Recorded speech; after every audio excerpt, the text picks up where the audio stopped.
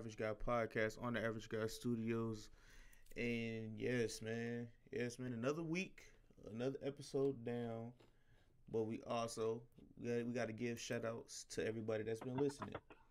All right, top countries are the United States with 62, Mexico with 6. Shout out to everybody in Mexico. In France, Shout out to everybody in France, man. Top cities, Holt Summit, Missouri. Shout out to everybody in Holt Summit.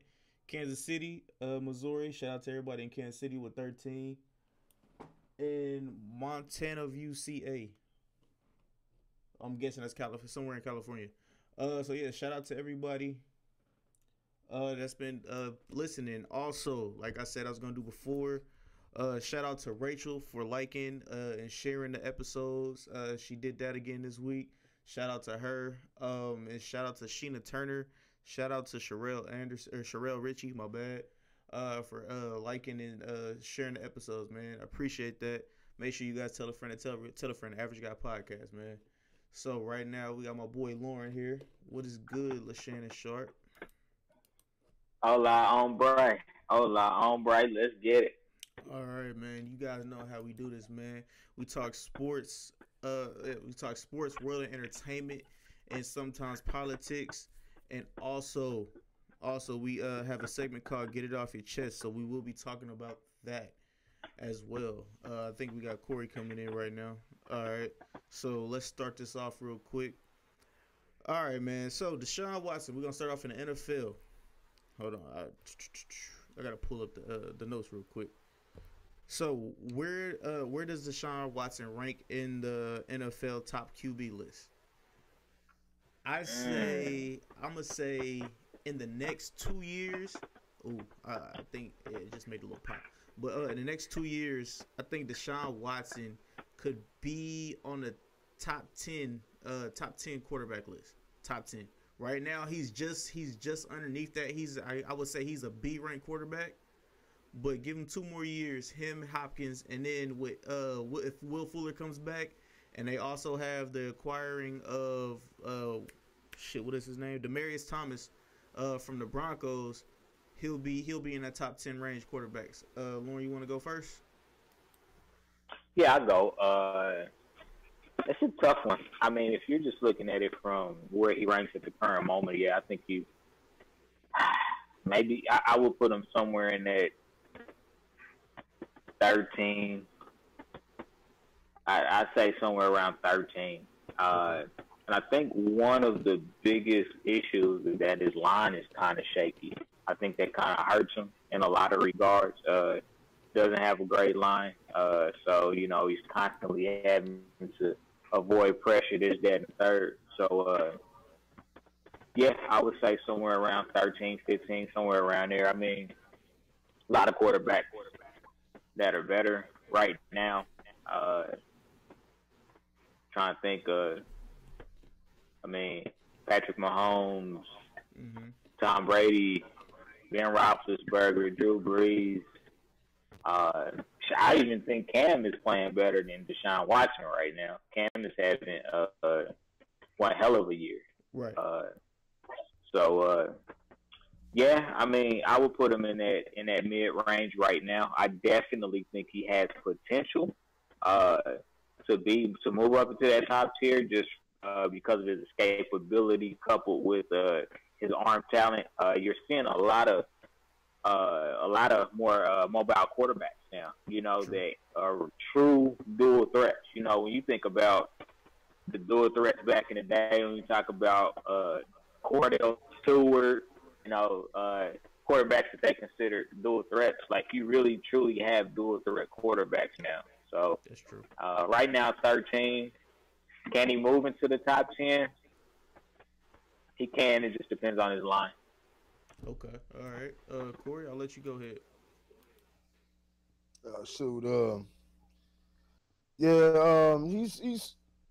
He's accelerating, man. He's definitely elevating up the list, man. But yeah, I put him probably around 13. Probably around 13 in the mid area, maybe closing in on the top 10. No, he's right now he's playing, he's top 10 in normal quarterback rate, and just playing that, and that's all the traditional quarterback rate, and that all plays into just strictly how you play out of the pocket. Right. And QBR, I believe he's in the top 15 or so. He's above league average. He's at 60 for QBR. So yeah, he's a dual threat, man. He can throw, he can run. He's got the Texas playing well. Texas had that defense too. That's a big factor to them winning. But they've had some shootouts too. They just had a shootout. They had a shootout a few weeks ago with the Colts. They hung up 37. They started out the season slow. They lost. They were all close games that they lost, but they started out 0-3, especially that week 1 loss to New England. That's to be expected, especially playing in New England. Then they had a division game against Tennessee, and then dropped a tough one against the New York Giants. Which is, Giants are terrible, but they're still they still have talent on the squad, and they have veterans. So and it's any given Sunday too. True. So they had some tough breaks start of the season, but now they're on a 6-game winning streak, and they at the top of the AFC South, man. In the AFC South, I still think I would still go with Andrew Luck over DeShaun Watson, and it's debatable, but I still think from a probably traditional quarterback, Andrew Luck just doesn't have a lot of talent around him right now. The Colts are terrible, absolutely terrible. He doesn't have a lot of. Isn't T.Y. Hilton injured too? Yeah, T.Y. Hilton is injured now. Yeah, he's injured. They have no run game. Defense is awful. Andrew Luck has nothing going on. I get that. So I disagree. I disagree with that. Well, yeah. Doesn't Marlon Mack play for the Colts? Yeah, he had like one big game. I no, if you look at Marlon Mack's stats over the last, I believe it's over the last, I want to say 10 to 12 games, he's averaging 90 yards a game. Now, it doesn't put him over the century mark, but, 90 yards a game is respectable for a running back. Marlon Mack is averaging 90 yards a game? Over the last 3 games, yeah, because he just came back. He came back in, I think it was week 6 or week 7, one of those 2 weeks. And then after that, he's been averaging plus, like 90 plus. Well, like a touchdown. And last year before he got hurt, he was putting up yards too. I think the Colts are so terrible. It ain't much to talk about. That's true. It is true. But they've been rounding off. They've been playing better lately. They've been playing much better lately, which is to be expected. They got Andrew Luck. They play in a tough division. And, NFL as a whole is tough. Because you have a losing record doesn't necessarily mean you're a bad football team unless you're the Oakland Raiders. Other than that, man, sometimes you just get some tough breaks. Sometimes you get some tough breaks out there. So, and I think that's what the Colts have lost some real close games this year also. They lost a close one in Philly earlier. Like I said, they lost that shootout with the Texans a few weeks back, 37-34. So they've had some close games. They're still a talented team. Like I said, they're lacking on defense. I didn't know about Mack, but he said he's been back about 3 games or so. Yeah. I know they didn't have any production those first few games. They had no production from the running game. That's none of that. Yeah. At all. They had two. They had a second-year guy and a rookie because Mack was out. Yeah. And the only reason I know that is because I'm gonna go down. Go ahead. Sorry. Go ahead. Oh no, you good. Yeah. I know, but back to DeShaun Watson, back to the Texans who are been winning. I put Brady, Rogers, Mahomes, Breeze, Brady's, Rogers, Mahomes, Breeze. That's 4. Phillip Rivers, Matt Ryan. I think Cam Newton is better. Cam Newton is better. I'll personally go with Andrew Luck. Andrew Rogers. Huh? Aaron Rodgers. Oh yeah. Did I say Rodgers? I said Rodgers. Did you? I think I did say. You said Rodgers. Okay. Yeah. Kirk Cousins is better than DeShaun Watson from a pure quarterback. Oh, you pure said but who I want under center though? Who I want under center? You know, to move those chains. I don't know. Kirk Cousins he's been good this year, but he's been helped out. He's had a lot of of a cushion. And you can say, I guess you could probably argue the same for DeShaun Watson also. So that's debatable. Kirk Cousins, DeShaun Watson, they can both win you games. Minnesota's been spectacular this year. What about Carson Wentz? Is Carson Wentz better than DeShaun Watson? Yeah. I put Carson Wentz on there. What about Russell Wilson? Russell Wilson, just because of how seasoned he is, and he's fought out some wins for that team this year. You know, they played. Seahawks are playing better than I thought they would, even though they have a losing record. Man, they're hanging in there. They play each team tough. They got a matchup coming up with the Rams this weekend. What would you say? Would you say Stafford is better than him? I'll give it to DeShaun over Stafford. Yeah, I go Stafford too, man. Ooh. What about? I'm gonna tell you. Damn, I'm gonna tell you. That's tough. I'm gonna tell you a tough one. Yeah. Jared Goff. Is Jared Goff better than DeShaun Watson? Yeah, Jared Goff just has more weapons. No, I can't say that because Lamar Miller is playing good. But right now we'll go with Jared Goff. Because we'll go with Jared Goff. The reason why I would give it to Jared Goff is because his coach. I trust Jared Goff's coach more than I trust DeShaun Watson's coach. Because DeShaun Watson's coach, coach is putting him in danger. We forgot about Big Ben. We forgot about Big Ben too. Oh yeah. Big Ben by far. Watson's better than Joe. What about Nate Peterman? Nate Peterman. Nah, that's the GOAT right there, man. It's the GOAT, man. Nate Peterman. Clown. The Clown Prince. Yeah, so I think we named off like 12, 13 quarterbacks that are probably better than him right now. Yeah. Now, again, I agree with you, Randy. If we had this conversation in a couple years, it could be a totally different conversation. Now, one thing that I always caution with DeShaun Watson is his health. Unfortunately, I mean he's torn, I think, both ACLs at this point. You know, and like I said, his body takes a pounding because his line ain't that good right now. No, you can't just blame it on the line. You got to blame it on the coach too, because the coach is putting him in bad situations, dangerous situations, making him scramble when he doesn't need to scramble. Like, quick. Hey, not to be off subject, but I am off subject. But we'll talk about this later. But man, what the hell is going on with the Houston Rockets, man? Hey. When you got hey, just let that coach come back, and then we can have this conversation. Ooh, okay. Let the assistant coach come back, and then we'll have this conversation in about a month. Okay. About the Rockets. Because it's our defense. Yeah, that's true. That's definitely true. But no, it's offense too. Offense is horrible right now. They got 71 points. They got 71 points right now. They got 71 points right now, and it's 5:39 left.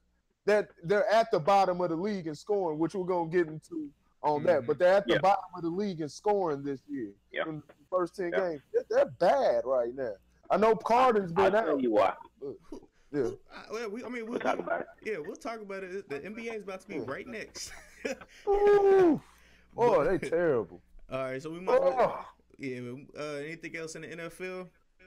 Oh, besides Dez Bryant, my bad. Dez Bryant has been signed for a 1-year contract to the New Orleans Saints. What do you guys think about it, man? What do y'all think about it? I see Corey over here throwing the X. I'll let Corey go first.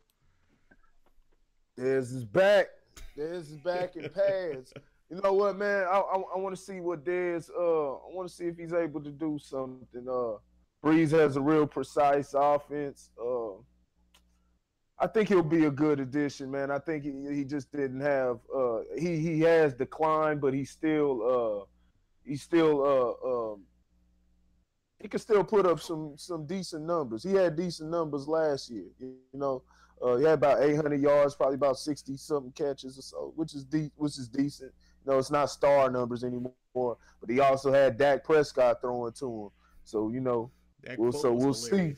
So now we have Drew Brees, and he'll get a lot more favorable matchups with Michael Thomas on the other side, opposite to him.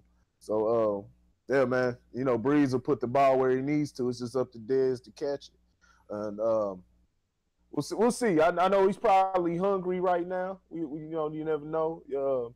Especially when it comes to wide receivers like Dez, you know, sometimes they can be divas, and they'll be divas all the way through, you know, all the way to the end of their career, and you know, sometimes it affects just the chemistry of the team. But I really don't think. I think Dez is a tough player. I think he's a team player too, especially. He was willing, even, you know, with his production going down, he may have wanted for the ball, called for the ball, but he was always, you know, passionate and, you know, always right there with the team. He was ready to come back for another year. He wanted to be a Cowboy. So, yeah, we get ready because in a couple weeks, it's going to be Saints will come down here. You know, we in Dallas. You know, I don't fuck with the Cowboys, but, you know, down here. But yeah, they come to Jerry World, man. It's gonna be Breeze, and you know, Dez is gonna be back here in Dallas. Man. That's gonna be interesting. It's good to see him. Good to see him playing again, though. Yeah, he said, what I guess with the contract I guess was inquired that he had to lose 10 extra pounds before he got this contract or whatever. So he had to do that. You eating cheeseburgers, huh? I guess so, and chilling on that couch. He been chilling with John Wall, chugging Hennessy and drinking drinking cheeseburger smoothies and shit. Yeah. All right, and also Des Bryant also said, playing with Drew Brees is he's like what did he say? He said something about it was like playing with Dak Prescott was playing like a 04 Honda. And playing with Drew Brees is like a 2019 Ferrari. Is that what he said? Yeah, that was his quote. So I'll let Lauren go ahead. Go ahead, Lauren. Before I address the Dak Prescott, I think it's a great pickup for the Saints. I mean, number one, they needed some receivers. You know, they had some health injuries. Ted Ginn is out for this year. Cameron Meredith is not panning out the way they thought he was going to pan out. So really, they had two receivers on the team, which speaks even more to Drew Brees being able to just, you know, still control the offense like he does and be so efficient. So yeah, I think it's a win-win it's more of a win for Dak just because, I mean, he kind of fell into a tailor-made situation where he can just kind of fall in line more so than have to be the focal point. He can just be a contributor to a already good team. But I do want to talk about that Dak Prescott thing just for a hot second now. There is a humongous difference between Dak Prescott and Drew Brees. Dak Prescott is more dink and dunk, whereas you know, Drew Brees is up the field between the seams, you know, very, very accurate. But one thing I wanted to say is I think that Dak Prescott had about 67, 70 catches last year, and there was a lot of conversation around him getting more targets. Guess how many targets Des Bryant had last year? I would say in the high 30s. But he probably a high number. He had 133 targets. Yeah.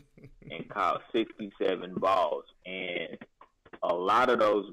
When you look at it from an analytics standpoint, the ball was there. He just either didn't catch it or he didn't get open. You know, but he was targeted 133 times last year. So I don't think that you can completely blame Dak Prescott. One of the things that has always been an Achilles heel of Des Bryant is Des Bryant is not a great route runner.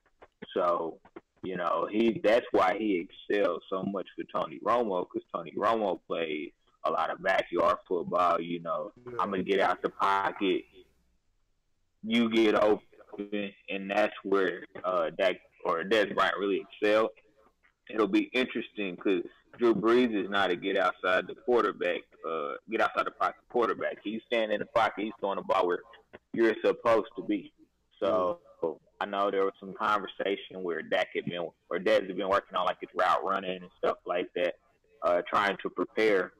So that'll be what I want to see is, did he work to become better? Because I can tell you right now that if he didn't, he's not gonna get no balls thrown his way. That's true. I mean, they got that young kid, the rookie receiver. I think it was Traquan Smith. There you go, Traquan Smith, and he's been looking decent over the last few games.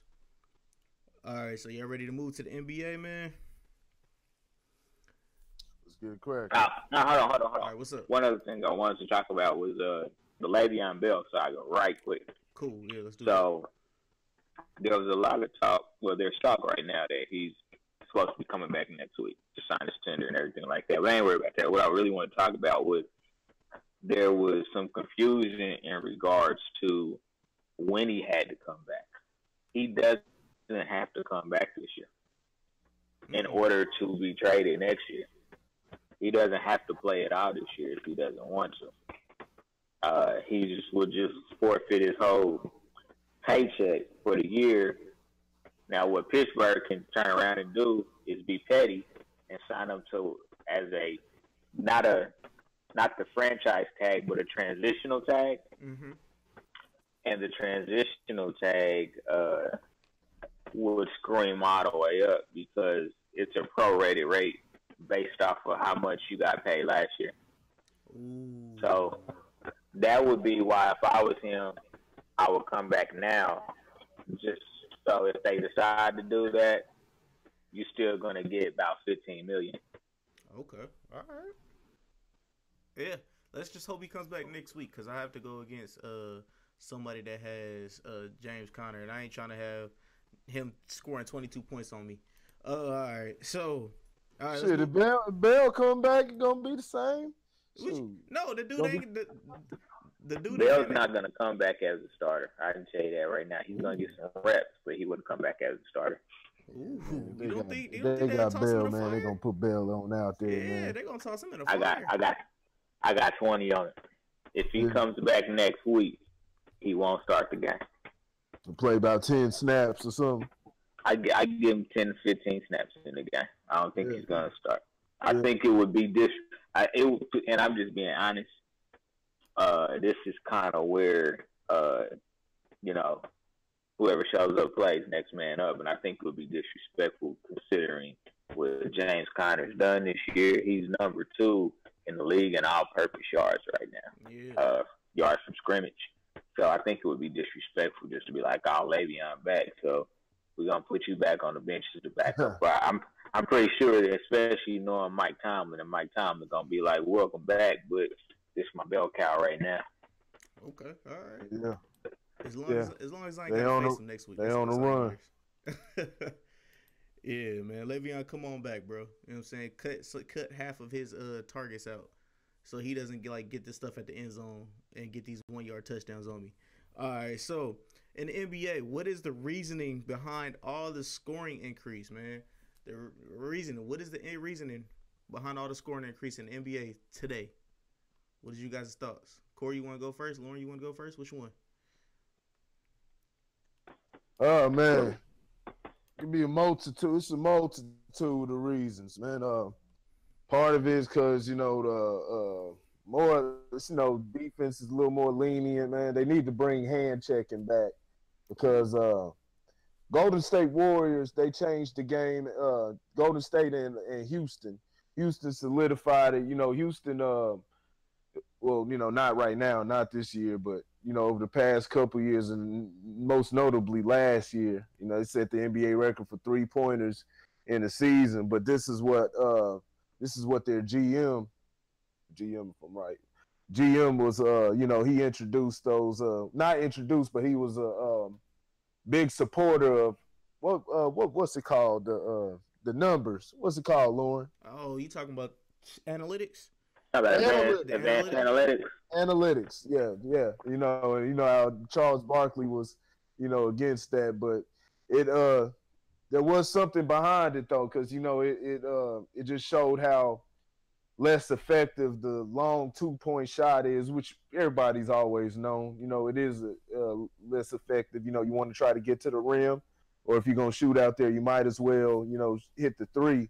And players have become much more efficient, and so it's better to shoot the three. Either take it to the rim or shoot the three. And more teams are adapting. Players are getting better. This is what the teams are working on. You have to have that 3-point shot to keep up in this league today.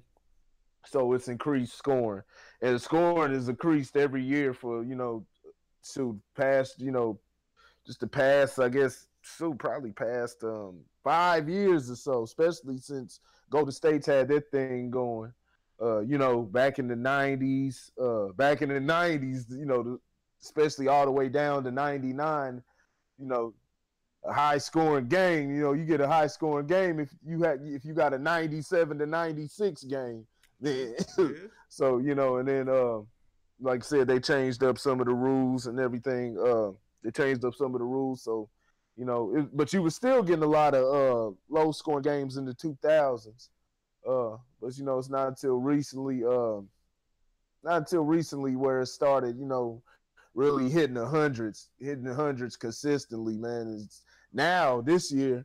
No, matter of fact, last year you were having a lot of games with 110. I think both Houston and Golden State averaged 115, and now this year, man, 110 is a normal game. It's a low scoring game if you hitting 100. Every single team in the league this year is averaging over 100 points. Now they say this is the highest scoring season since probably I forget which year, but in the 80s, been since the 80s since teams have been scoring like this. And yeah, it's been partially because of the three-point shot. You've had teams scoring 144 points. I saw, I think it was OKC or somebody, I forget, but no, I know the Pelicans did. Had about 149 points, man, and yeah, it's becoming the norm. They're shooting at a faster pace. The shot clock right before the shot clock, because they're finding that open man. A lot of times they're driving it, taking it to the hole, and kicking it out. And they got the man out there, especially if a lot of teams are going with taller players taking it to the hole, so that makes it even more of a threat. That they have the threat of scoring. Getting the easy bucket. But if they collapse, so a lot of times they got to collapse and double team, and that leaves an open man out on the perimeter, and bam, you got that three. But another thing that I think it possibly could be is that new shot clock rule, especially when you're dealing with defensive. You're getting a lot more. You're definitely getting a lot more shots because they did take some time away from it. That's right. Yeah. You're taking 10 whole seconds off of another possession. Off of their second possession. So you have probably, each team hitting about, getting about 9 offensive rebounds a game, 5 or, between the two of them probably have about 14 combined. When you have that, what's that? That's 140 seconds right there, Yeah. So what's that about, about 2 minutes, 2 minutes of game time right there. That's a lot of shots. So you seeing I think that's what's contributing to it too. And I that's why I didn't like that rule. This is what I feared from this rule.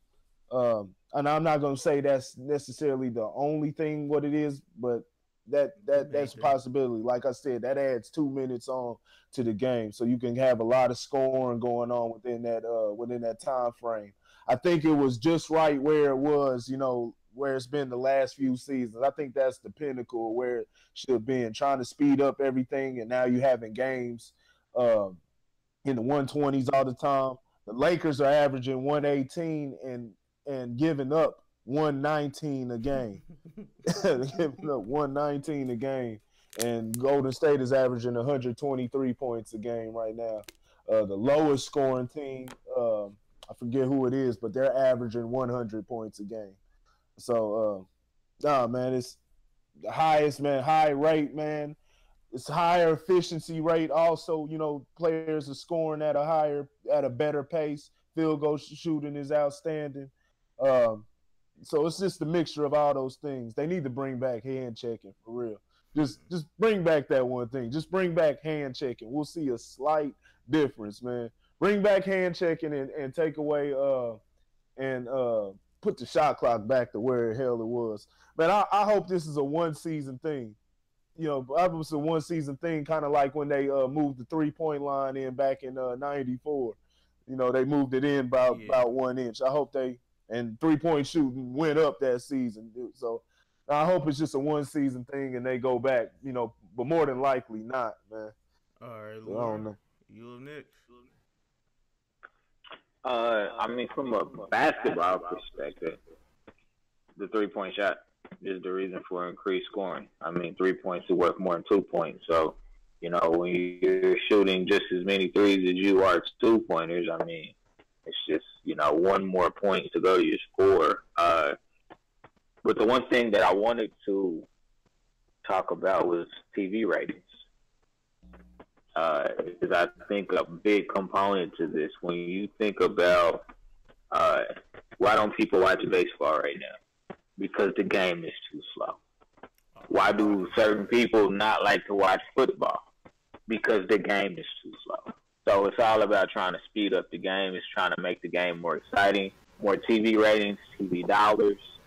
You know, you increase your revenue as a league, this, that, and the third. So, to me, I would say that that's the key driver as well. It's going to be TV ratings, making sure nobody wants to watch a defensive struggle in basketball. True. Nobody wants to watch that. So, you know, you keep it up and down, keep that pace going back and forth, and people keep watching. So I could go both ways with the shot clock rule, just because you're losing time if you do get the rebound, because typically you get the rebound, the 24-second shot clock starts over. Yeah. Now you just have 14 seconds. So it works and then it doesn't work, because what the 14 seconds does is it doesn't allow defenses to reset their defense either. A lot more scrambling going on, but I think that it just depends on how efficient your offense is too. So. Okay. I mean, yeah, I get where you're coming from with the ad dollars and stuff like that for the commercials and stuff like that. And people, yeah, I understand. I definitely understand where you're coming from. The 3-point shooting, man. Everybody shoots a 3 now. The big men shoot 3s. And that's what, honestly, what coaches want. You know what I'm saying? Coaches want that quick, that toss, that pass, pull up 3, pass, pull up 3. And I don't know if everybody's been watching the NBA. I really haven't. I just watch a lot of highlights.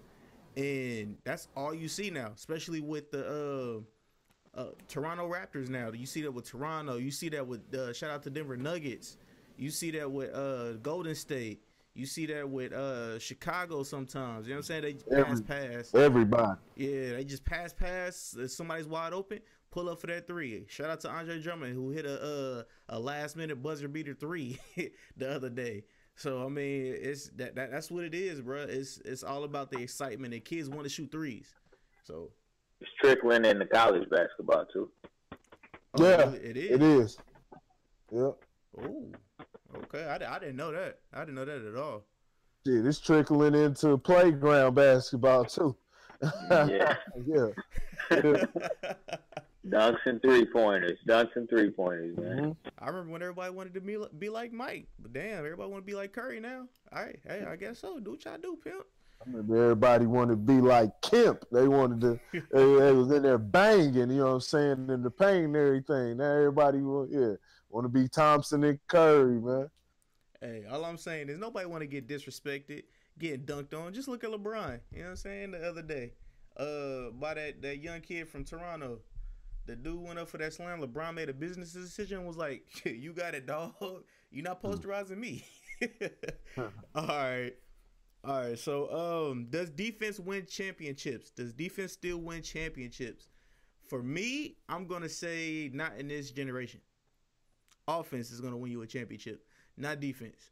Because you can, if you can for what? huh? Oh, okay. Are you just talking about in all sports, Yeah, general? yeah, yeah. Yeah. Offense, because how everything is looking right now, you put more points up than the other person. You know what I'm saying? You good, honestly. So, who wants to go first? I'll let Corey go first. Go ahead, Corey. You gotta have it's gotta come down to defense. I think you gotta have defense. It's a lot of the games, but NFL and NBA is catered toward the offense today because for rating, Mm-hmm. for rating purposes and everything, keep everybody interested. So they yeah they gear the game more toward the quarterbacks in the NFL. Like you said, it's NBA. They don't do hand checking. Part of that was because because of those low scoring seasons toward the end of the '90s. So they don't allow you to do that anymore. What else was it? Oh yeah, you can't. No hand checking, and No you can't. elbows. I don't know if you can still do. No, I think they got rid of that. They had it to where you couldn't have your back to the basket because that's what Mark Jackson used to do. Oh yeah, Back back down everybody. Yeah. But I think they might have got rid of that one. But yeah, they just need to bring the physicality back. But yeah, man, defense matters more than ever because a lot of teams are gonna find their offense, especially how lenient the defense is. Can't touch a wide receivers, can't touch the quarterback, uh, can't foul nobody, can't get physical on the NBA court or anything. Right. So no, you can. So it's even more important to have an intricate defense. Because it's too easy to get torched nowadays. You'll find yourself, man, teams, especially NFL, you'll find yourself down 35-14 like the Rams were at halftime. It hurt me. When you falling asleep, you got Marcus Peters getting burnt, man. I just saw he's been scored on more than any cornerback this year, man. Yeah. But he's a playmaker. He's been good. He was good with Kansas City. But yeah, he's struggling. He's struggling this year, man. Nah, man. I think it's you definitely need defense. No team has never ever won the championship without a level of defense to them. No matter how the game is ramped up, the scoring may be at a higher efficiency, but there has to be some type of defense. When Golden State plays, they play at a high rate. They play at a fast rate. So they score a lot, and there's a lot of points, on the other side. But they'll beat you by about 23 points or so. You only got to 100 because you had that many opportunities to score during the game. Right. But they find that way. They're able to find a gap because of their offense, because of how good their offense is. But they put the gap between you because of how outstanding they are on defense also. Same for NFL too. A lot of teams they're scoring quick now. So when you're scoring quick, and I think that's part of the Chiefs have been bad this year on defense, but they're getting better. They've gotten better over the past few weeks or so. They're not giving up so much, but they're still gonna give up around about 21 points or so. Well, just like they did at the Browns. That doesn't necessarily mean that they played a bad defensive game. Patrick Mahomes scores quick. So when you score quick, that gives the other team more opportunity to try to put some points on the board, more possessions. So that's what we're seeing in a lot of these games, just more possessions equaling more points. But when you're getting a lot of stops, if you it comes down to your percentage and how the percentage of how many times you're able to stop them. What's your third down defense percentage? Things like that. Or NBA, what's the field goal percentage? The turnovers you're forcing. Things like that. That's what constitutes a good defense, and it'll show on the court. So you definitely still got to have the defense, but offense also. Offense is gonna come though. If you got the right players, the offense is gonna come. Just like you see it in LA, and LA's played well. But that defense is a huge problem, like we said. And they had the second worst defense as far as giving up points this year, the LA Lakers. behind the Washington Wizards. Yeah. Yeah, they're giving up what 120, 119, and LA's putting up 118 points a game. You know, so that's not good. Which it'll tighten up, especially with Tyson Chandler in the mix now. It'll tighten up a little bit. A little bit. All right. Quick sports update was quick score update. The Pittsburgh Steelers scored 52-14. Carolina Panthers. Get about a juju. That's all I gotta say. Go ahead, Lauren. Yeah, absolutely. I think no question that defense wins championships. When you look at our Golden State championships, they've won. They've also been a top 10 defense. You know, when you think about the year that they didn't win and Cleveland beat them, what beat them? That huge block by LeBron James. You know what? Oh, not to cut you off. I thought I misheard you when you just said the score. So I acted like I didn't hear you just say that. And I turned to you. You really just said 52-14. Yeah. Oh, yeah. My God. Yeah, it's bad tonight, brother. Wow. Yeah. Yeah, but I mean, in the NFL, you know, sometimes when you have bad defenses, or I'll say middle of the road defenses, they make timely plays. You know, yeah, I mean, I think that will forever be the case. You know, I mean, you can score under them. Look at the Lakers. Lakers are the best example. You score 118, but you give up 119. You know, so your defense has to get stopped. And a good defense had to do that. The pace of almost every sport is faster. So you have to be timely in how you execute on defense now because of the pace of the game. You know, teams are going to score points. You just have to minimize their ability to keep scoring. That's true. That's true. And that is a great segue to what we were talking about earlier. Let's talk about Houston. Do we have a problem? And I'll tell you what the problem is. Oh, he's been a problem all his career. My man's Melo, dog. The cancer has struck again in the Rockets. Technically, you wouldn't call it a cancer since it's a rocket. You would call it a virus. That was covered. You would call it a virus. So, I mean, yeah, man. It looks like it struck again, dog. So, what is you guys' thoughts on this, man? Lauren, go ahead. I just think Houston is out of sync. And wasn't. I don't think they ever were gonna be as good as they were last year. This year, that's an understatement. Out of sync. Now, defensively, they lost their Trevor Reeves. They lost Boom Shot. You know what I'm saying? So they were gonna take a hit defensively, and what a typical Mike D'Antoni team does is they say no problem for you. And while Carmelo is actually having a relatively decent season, you know, the ball sticking, you're not seeing the ball movement that you saw last year.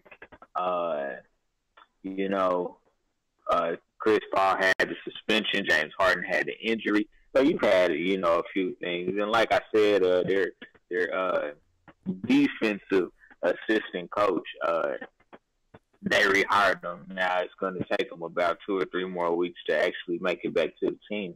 But he was the reason that their defense was as solid as it was last year. You know, he's able to maximize what he could get out of players like James Harden.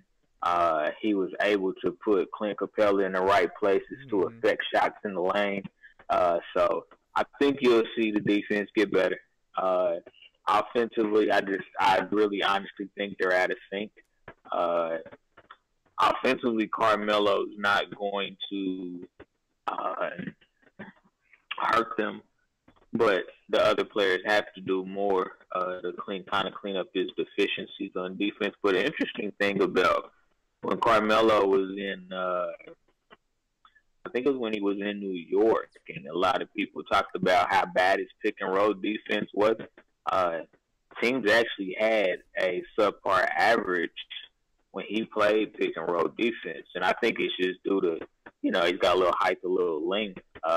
So I mean, he's not gonna come and D you up, but he's not always going to allow you to shoot either. I just think that he's more known as a scorer, but he's not he's probably in the same.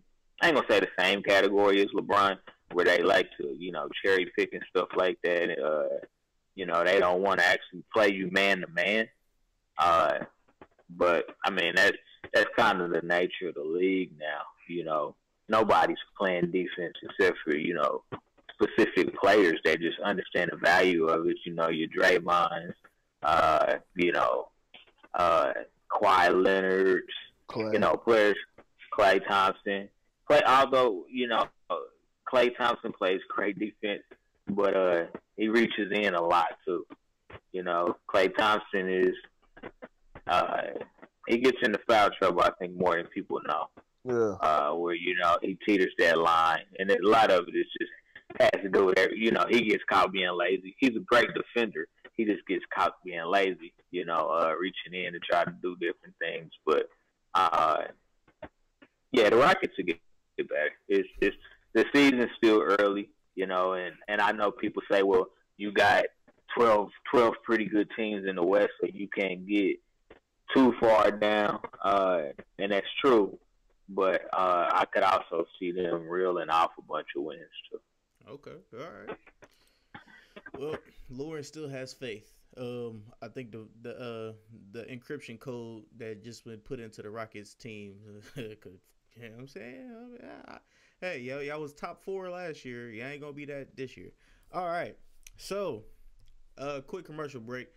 So, have you ever wanted to listen to a podcast about sports and world of entertainment and sometimes politics?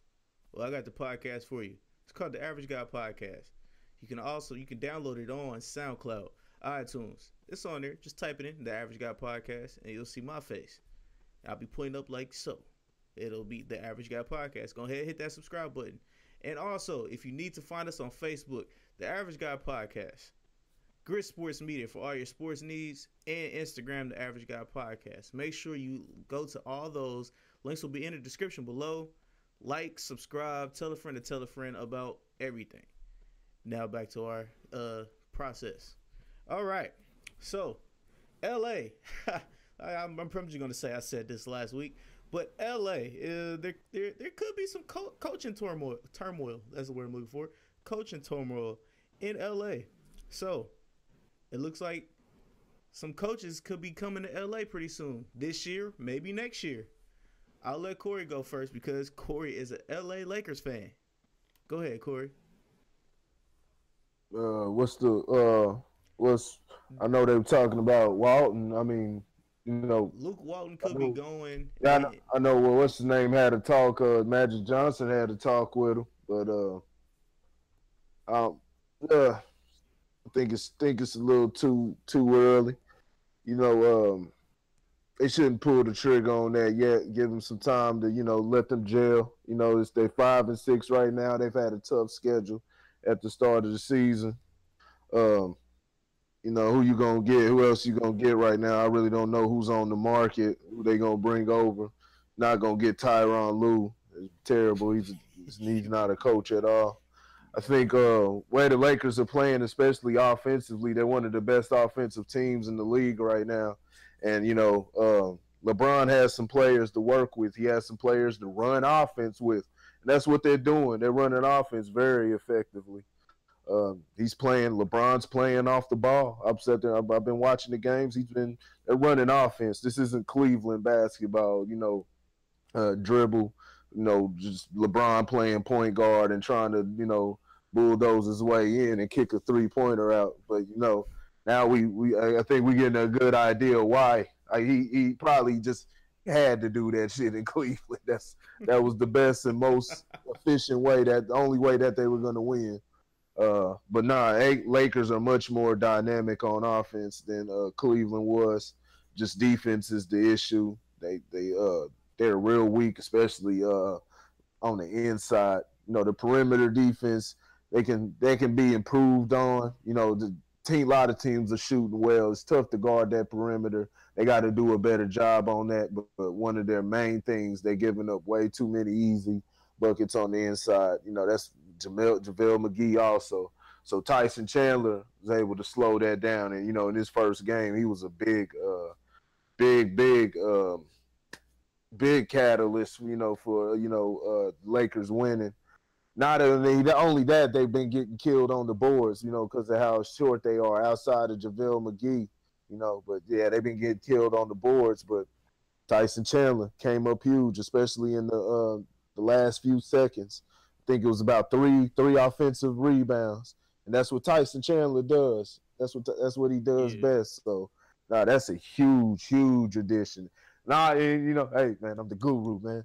I always know when an addition is big and it's going to send the team over the edge. I don't think this is going to send them over the edge like we win the Western Conference, but this is going to have us. We playing playoff basketball. This is going to have the Lakers playing playoff basketball. They're sitting in the 9th seed, but they're going to move up in the standings now. Like I said, they're still about a 5th, 4th seed right now. You know what I'm saying? Right now where their talent is, they're about a 5 or 4 seed, especially how dynamic they are on offense. I could say that probably about a 5 seed.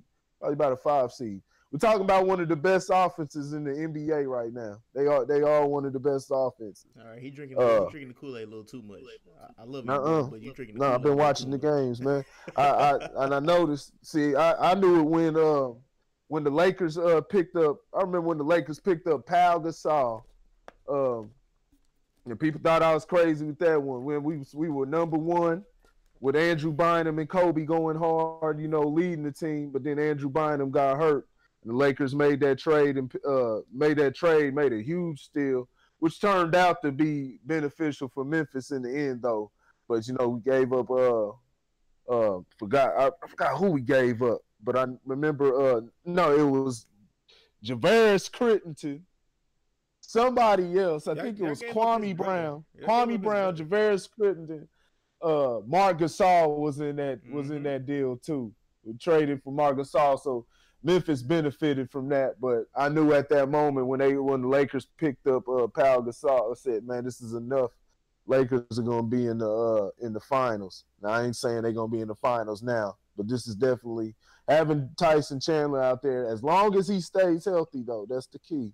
As long as he stays healthy. So that will remain to be seen. But if Tyson Chandler's healthy, man, Lakers, man, they're about a 4th to 5th seed right now, and I guarantee you that. Now, you seem not to be agreeing with me, so we can break it down. Who do you think's better than the Lakers right now? Oh, we'll get to that real quick. Let me let Lauren knock out this coach thing real quick, and then we'll get back to that. Lauren, go ahead. I'm gonna tell you who the Lakers need to go get. You gonna say Jason Kidd? Mike Brown. Ooh. Mike Brown. I've heard that too. Hold up. I wanted to get before I finish my point. Not for a head coach. Oh, okay. For an assistant coach. Oh, okay. For an assistant coach. Yeah. One thing I do remember about all Mike Brown teams are top 10 defense. Yeah. Mm-hmm. So I think what they need is an infusion of defensive assistant specialists like that that really works with, especially the younger players, on communication and just because that's what they're missing is just the rotation with the ball moving so fast, communicating, and so they just watching everybody shooting 3-pointers. They just you breaking up. Specialty offense, and so and they've become incrementally better of a team each year. So I guess in the words of Joel Embiid, trust the process. All right. Before we go back to this Laker thing, I've heard Jason Kidd, Ty Lue, one of the Gundy's dude, the one that's retired or not retired, but I've heard his name tossed out. I mean, hey, not Jeff. Whichever one that's not what's the name is the one. Jeff. Jeff is the name that's been thrown out there, and they better not. Nah, Jeff ain't coming back. Jeff ain't coming back. Jeff chilling. All the rest of those names, ain't no point of substituting Luke Walton for those. Hey, that's the talks. I'm guessing Jason Kidd is good friends with Magic Johnson and LeBron. So I mean, hey, I'm just giving y'all stuff that I heard. What's good, Lauren? There's one coach out of everybody that I've heard that would at least be intriguing, and I only use the word intriguing. Mark Jackson. He's the only one. Yeah. That is the only one that would actually make sense. All right, now back to this LA thing. Yes, man, I do not see them at a 4th seed, not by no means. So I give them a 6 seed tops. I give them a 6 seed. I'm not gonna give them no 4th seed because that's way too high. I don't trust that team. That team is way too volatile. They're gonna blow up that team anyway. Some pieces are gonna get traded this year. And Ingram and Ball might be the two that go. I was just gonna be honest with you, that might happen. But yeah. Now, what was you saying, Corey? And we'll get to you, Lauren, in a hot second. What teams will be ahead of them? All right, we got Golden State. Who else? Of course. I would put no. Is it T-Wolves? I could say the T-Wolves. T-Wolves can be a little bit better than them. Y'all say no? All right, Lauren, what y'all got for me there? Not when you're talking about the totality. Like Jimmy Butler is not going to be there through the season. No, he's so I think when Jimmy gone, I think I don't even know if they're a player. I don't think they're a playoff team without Jimmy Butler. Not this year. You can talk about next year if you want to. But, this year, without Jimmy Butler, this year, playoff team. Nah. Yeah. All right, go ahead, Corey. No, you can you figure? What about we got Golden State? We got Golden State. That's Golden State. That's one. So they 2 seed right now. Portland is better than them. You said right now. Yeah, right now it's 2. So they 3 seed. Okay. Who do you say? I wasn't paying attention. My bad. Portland. Denver Nuggets are better than them right now. Even though the Lakers beat them head to head, but Denver Nuggets, I say right now at the moment they're the better team. So 4 seed. There we go. Shit. What is damn? You said Portland already, right? Mm-hmm. Yeah. All right, you said San Antonio interests me right now. I don't know. I actually got something about that after this. They've beaten the Lakers twice, but at the same time, the Lakers are building and getting better. And we talking about with Tyson Chandler now. So I know I'll go with San Antonio, 5 seed. Okay. So yeah, that kicks down Lakers to 5 seed. Yeah. All right. Thunder. OKC. What about Utah? Nah, not OKC. You wait. What about Utah? That was my next one. Was Utah and the Pelicans. Utah and the Pelicans. Remains to be seen. I don't like the Pelicans this year. I don't know. There's something going on with them too. Yeah. Nah, not the Pelicans. Not Utah. I don't think Utah's better than the Lakers right now. But they got to get a head to head going. But I don't think they're better than the Lakers right now at this moment. Yeah. Well, what about the Grizzlies? 6-4. No, they're not. No. All right. They can't generate enough offense to keep up with LA. Okay. All right. So I mean, you might. They still 6. I don't know. We still give them 6. I thought that was about that was about 6. So they about 5 teams ahead of them. So we'll see. We'll see what happens. I think about 6 seed. 82 game season. Yeah. It's a long season. All right. So before we end off in the NBA, is there anything else we need to speak about in the NBA? And I guess you would say shout out to Dwayne Wade and Gabrielle Union for having a kid. So yeah, shout out to that. Shout out to having another little kid. Nothing else in the NBA? I don't think I got nothing in the NBA. What you looking at? I didn't know. All I didn't right. know. So Floyd Mayweather came out of retirement temporarily to fight some kick I think it was a kickboxer overseas in Japan or something like that. And now from what I've heard that is over with. Lights off. The fight's off. It was December 31st. It was New Year's. And do you guys believe that Floyd Mayweather is having a hard time with money right now? That's the question I want to propose to y'all. Do y'all believe Floyd Mayweather is having hard times right now in his money? You want to go first, Corey? Yep. Man, I'm not entirely sure, man. It would appear that way, man, especially for a lot of these novelty act type of fights he's been taking. I know his final fight he did his homeboy. That was just doing his homeboy a favor. You know, that final fight with Andre Berto. You know, he wanted to get Berto paid. He knew how much he could get from McGregor. Still, just a whole little novelty act, a whole just circus show. That's all that was. that shouldn't even be counted on as 50-0. But it was a sanctioned fight. It was a real fight. So that goes on as 50-0. It was stupid, and they hyped that fight. Much more than what it was. Because if Mayweather really would have got down into his arsenal, it wouldn't even have been that close. But Mayweather wanted to make it interesting, so he made it interesting with the clown, and he went head up with McGregor and beat him. Yeah.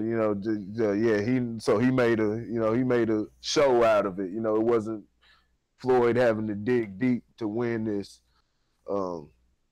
And that's what it's been ever since. And now you got them talking about I heard Pacquiao, you had Mayweather versus Pacquiao to fucking Khabib, fighting Khabib. And now you got this. But now the fight is off now. Yep. They've shut it down.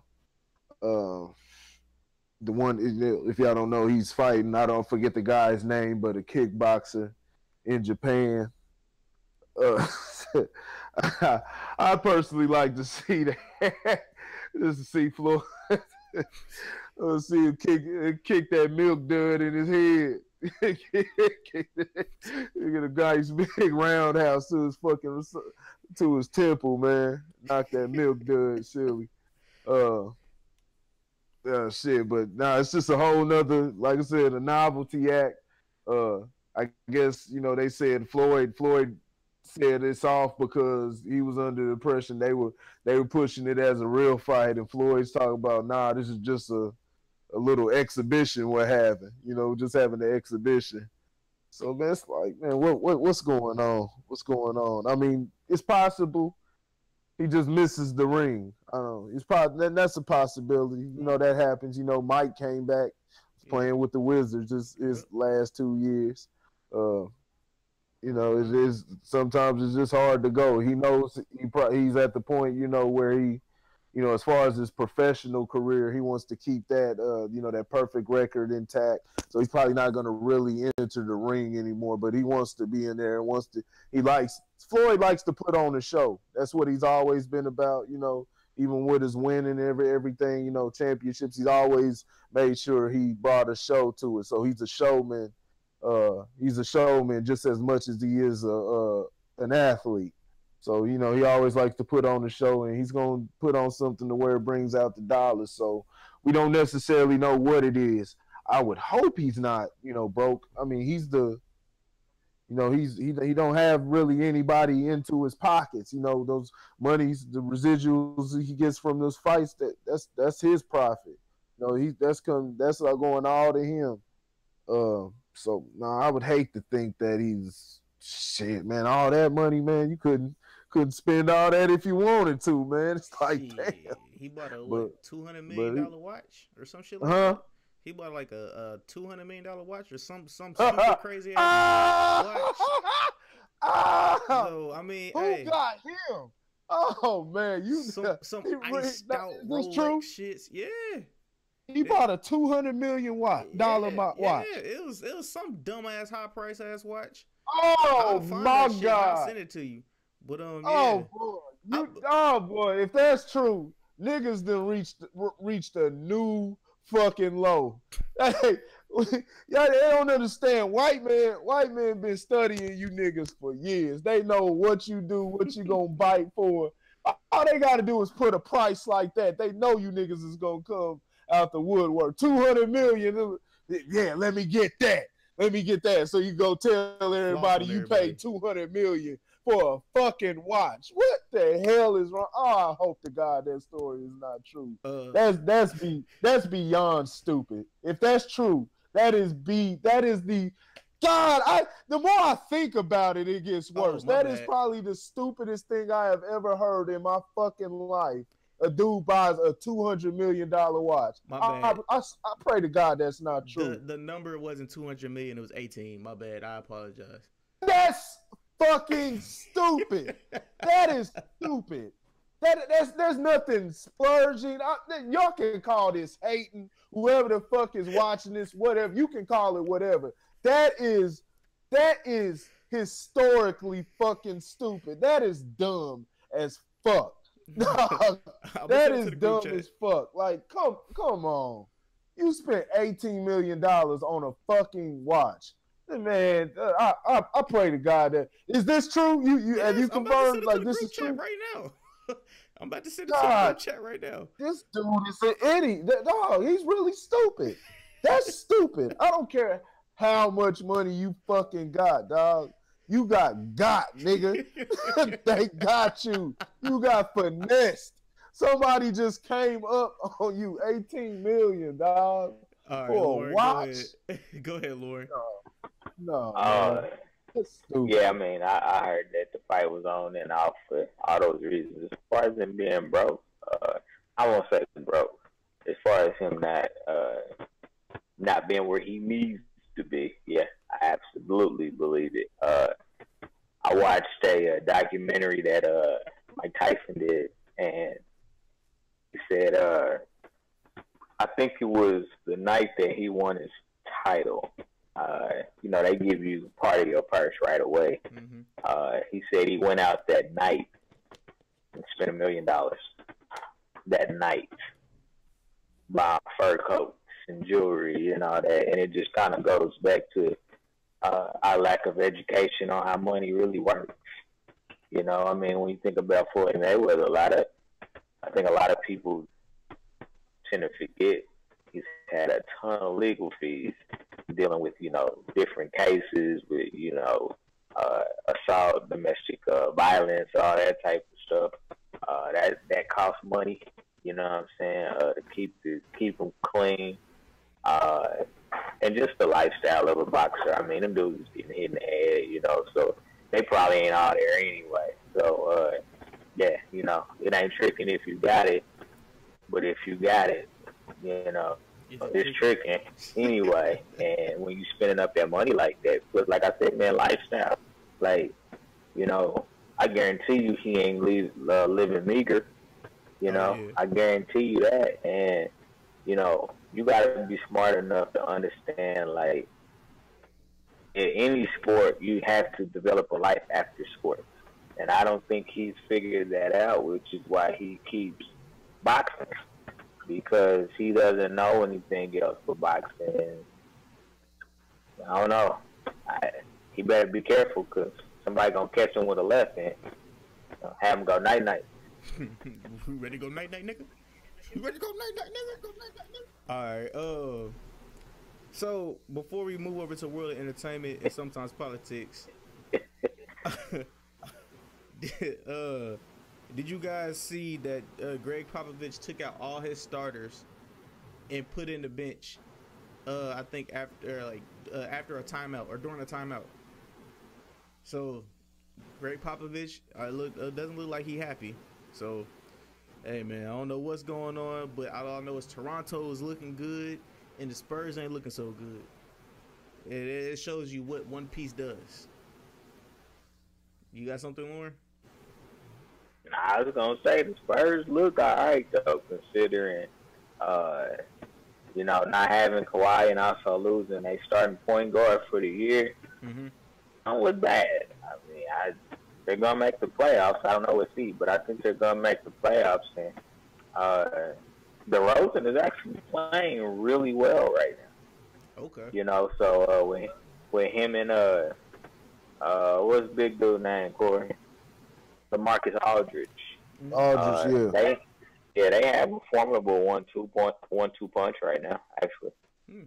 I think both of them are averaging 20 plus a game. So they got a formidable 1-2 punch there.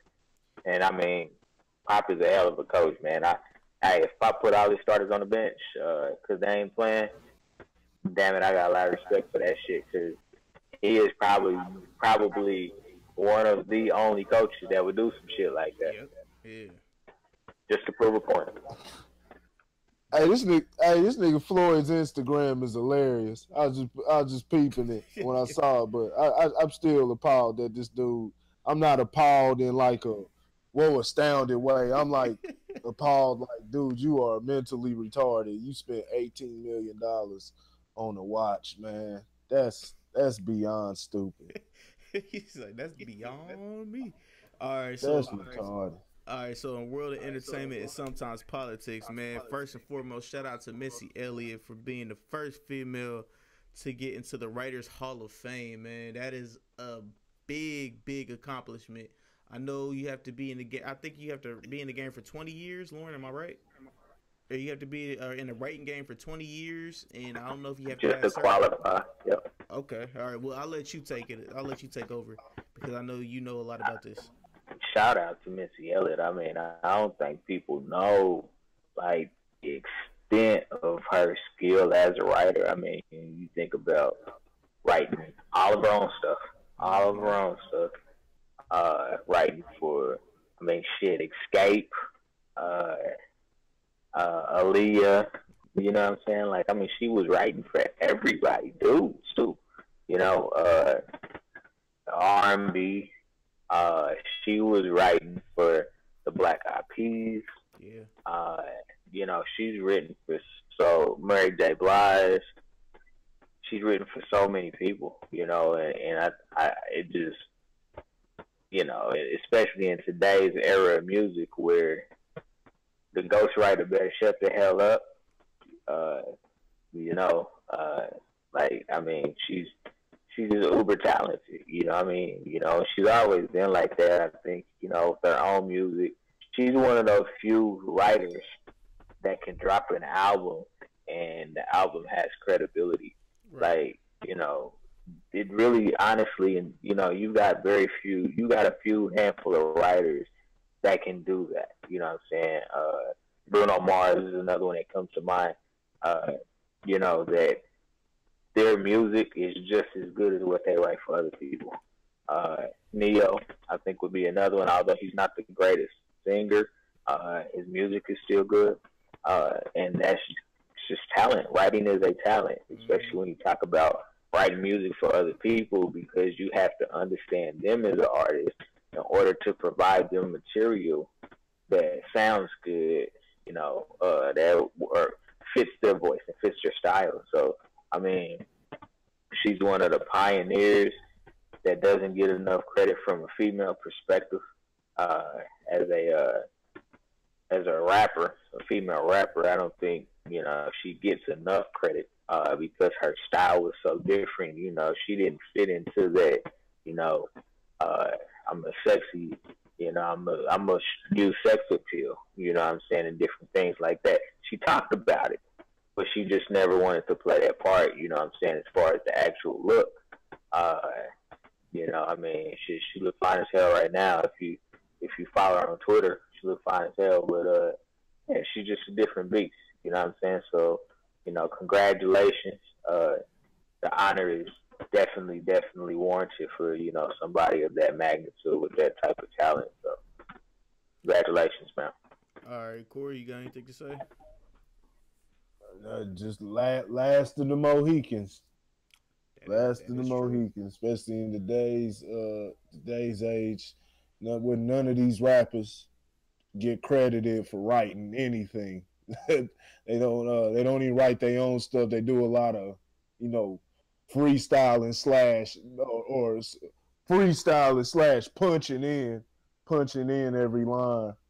So they don't do no writing. They don't do that no more.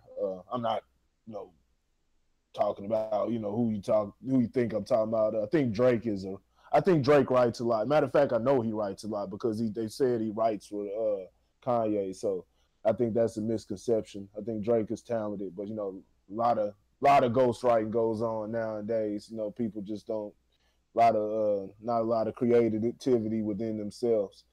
But I think it's better, you know. I think it's more acceptable within R&B. You know, as far as rap, you got to have your own lyrics. I think that's what you. I mean, it's been done a lot. You know, like Dr. Dre, P. Diddy. You know, it's been done in the past. But you know, for the most part, if you want to be known as the best, you got to write your own.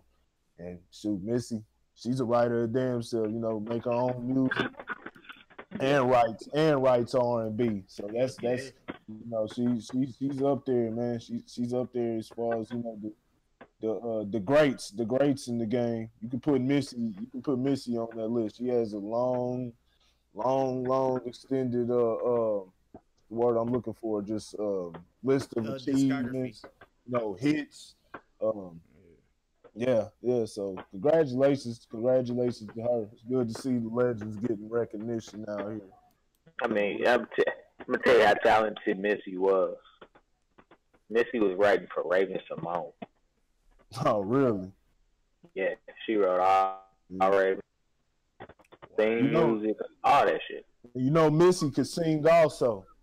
Yeah, I mean, you go back to her old albums. I mean, she's singing and rapping. Yep. You know what I'm saying? You know, hell, she knows how to produce. You know what I'm saying? You know, hanging out with Tim. You know what I'm saying? Yeah, she's just so talented, and she understands the importance of staying in your lane. You know what I'm saying? I think that's one of the biggest attributes as an artist is be yourself and stay in your lane. Don't try to cross over and drive in other people's lanes. Like, do you find that creative niche that you can offer that nobody's doing? You know what I'm saying? And, you know, I mean, shit, when Missy had the fucking bubble suits in the video, like, nobody doing that shit. You know what I'm saying? You know, spitting in the video. I mean, that shit just, you know, stuff like that. You know what I'm saying? Like, you know, nobody did it before. Nobody has tried to do it after. Talking about spitting in the mouth. Well, just the creativity. You know what I'm saying? That part. Yeah, oh man, that shit makes me gag every damn time, man. I hate that part. You know, I hate spit already. Just spit the dude. I know it was CGI and shit, but yeah. And it was, like I said, it was just the creativity, the thought process. You know what I'm saying? Like, I mean, she always stayed outside the box. You know what I'm saying? She always stayed outside the box, and you know, she was definitely a triple threat. You know what I'm saying? I mean, hell, Missy was dancing in all her damn videos. Yeah. You know what I'm saying? Just a triple threat. You know what I'm saying? You know, whatever genes she got from her parents, bullshit. High five, mom and dad. She didn't have to show her. She didn't have to show her ass to be. Didn't have to show her ass. Yeah. She talked about it. I'm gonna be honest with you. Missy talked about it more than any other female rapper. I'm being 100% honest with you. Yeah. She talked about fucking more than any other female rapper, but it was in its natural sense though. Yeah. You know what I'm saying? It wasn't in, you know what I'm saying?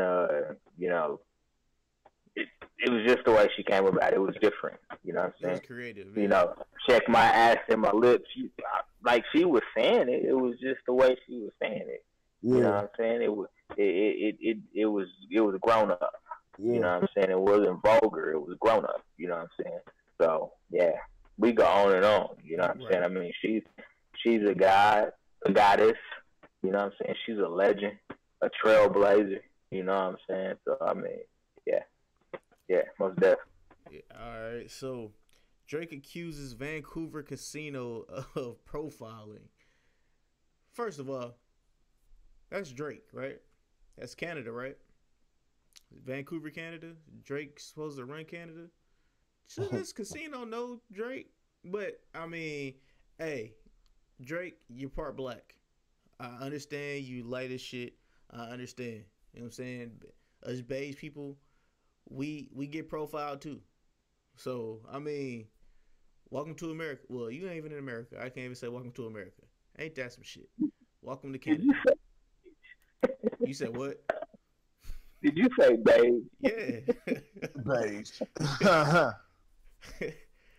So what do you guys think? It's true though. I totally agree with you, 100%. Like, don't forget who you are, Drake. Do not forget who you are. Is it true or not? I really don't care. You know what I'm saying? Honestly, I don't care. Drake always, complain about something. But if it is, I'm not surprised. I'm not surprised one bit.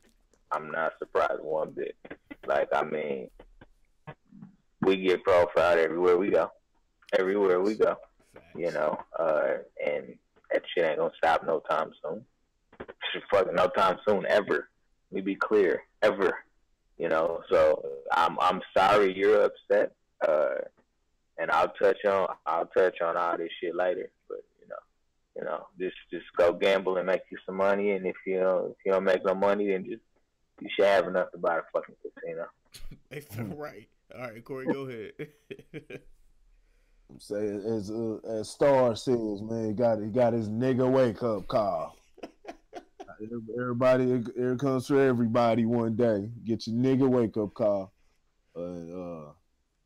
It's ain't it crazy? He's experienced his yellow ass to experience racism, and Lil Wayne's never experienced in his life never experienced racism. So damn, damn, he experienced it before Lil Wayne black ass did. That's fucked up. That's a little too high to know what he experienced. Period. Right. Yeah. I never in my life. Did you see him? Remember he was on Undisputed? He said in another interview that he was on there with Shannon, and that I can honestly tell you I've never seen racism in my life. Why you sound just like that nigga though? I look in the crowd and I see white people. White people. I go to my dressing room, it's white people putting makeup on my face. So like, man, what the fuck are you talking about? Well, yeah. So Drake beat him to the punch. Drake got a big wake up call, huh? Yeah. Wait, what? I'm a nigga? Oh shit! I can't believe it. Yeah. He couldn't that Jewish side. That Jewish side didn't do nothing for him. They sued. Did beige. Did you have something else, Lauren? Okay. Nah, I didn't have anything else. All right, so 2018, guys. It's 2018. I think it's coming out in 2020. So 2020. Will you guys be going on the Titanic 2? Yes. It's going on the same route as the original Titanic. But don't worry. Hell no. Don't worry. We fixed all the problems. Nothing will happen to you. And guess what? Because of global warming, you'll love this one, guys. No more icebergs. You'll love this one. The icebergs aren't as big. So, 2020, come on down to be a part of oh Jesus, that was a funny ass promo. Let me stop. But yes, will you guys be on the 2020? You said what? Who's the actors? Oh no. It's the actual boat. No. Well, I pray in 2020 that I have enough income to make that decision on whether I want to, whether or not I want to ride on the Titanic too. But then if I did, that's an absolute fuck no. All right, well, sorry. Yeah, it's gonna be a bunch of thrill-seeking junkies that'll be all up on that boat. Man, that motherfucker capsized again. Oh shit! Titanic 2, the movie, and shit. Motherfuckers up there Titanic 2. Hitting the folks or whatever the new young dancers out there on the pad and shit, you know, instead of the violin and shit. Young niggas in skinny jeans slide down the damn. Oh hell no. Oh damn. All right. Oh man. Nah, man. So I guess nobody's going on Titanic 2. All right, that's cool. Me neither. Floyd and his $18 million watch on that bitch. It's crazy, man. All right, so let's talk about that high school band. I think it was called the Brookwood High School Band. So let's talk about the coons. I mean the young people on the band. So I guess they thought it was cool just to be like, oh, nobody's gonna think this is this. They ain't gonna think this is fine. You're gonna think this is fine. You know what I'm saying? We're making fun. Ha, coon. I really do wonder while I'm over here making jokes if they actually knew what the coon was. But I'll let you guys give your opinions. Go ahead, Lauren. Go ahead. This is America. Don't catch you slipping up. I mean, look, I'm not surprised one bit. Now you made a very, very interesting point. Did they understand the insensitivity? No. That is I'm not gonna say no. I'm gonna say I'm not sure, and this is the reason why. It's because my children's generation. I'm not gonna use the phrases they're colorblind because they're not educated enough of the impact and what happened in the past. So while they may know about it, I don't think they understand the insensitivity behind actions and such. So I mean, it is what it is. Happened. You had the other band that did the police brutality thing. I mean, everybody's trying to speak out in their own way. And sometimes I just think that people don't know better. He over here dying.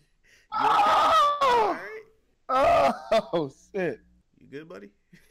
Oh man, You good, buddy? So I saw a couple details.